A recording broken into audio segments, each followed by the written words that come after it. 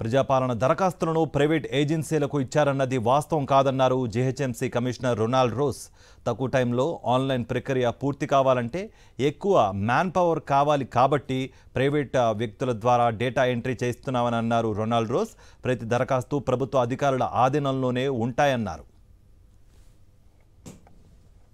So 6వ తారీఖు తర్వాత మొత్తం కూడా మన డేటా మొత్తం కూడా మన కంప్యూటరైజ్ చేయాలనే ఉద్దేశంతో so we have engaged more than 5,000 people 5,000 మంది డేటా ఎంట్రీ ఆపరేటర్స్ని మేము ఏర్పాటు చేసుకోవడం జరిగినాయి. 25 లక్షల అప్లికేషన్ ఫామ్స్.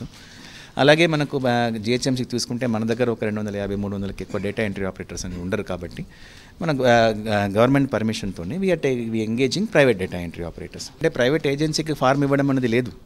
సో ఫార్మ్ బయట ప్రైవేట్ ఏజెన్సీ పని ఏంటండి, మనకు సిస్టమ్ ఇవ్వడం, ఇంటర్నెట్ ఇవ్వడం, మనిషి ఇవ్వడం. బట్ డేటా ఎంట్రీ చేయించడం బాధ్యత అనేది మా మీదనే ఉన్నాయి. సో మా అధికారులు తీసుకుంటారు. సో ప్రైవేట్ ఏజెన్సీ దగ్గర ఫార్మ్ ఇవ్వడం అన్న ముచ్చటే లేదండి. తెలంగాణలో వాహనదారులకు పోలీస్ శాఖ గుడ్ న్యూస్ చెప్పింది.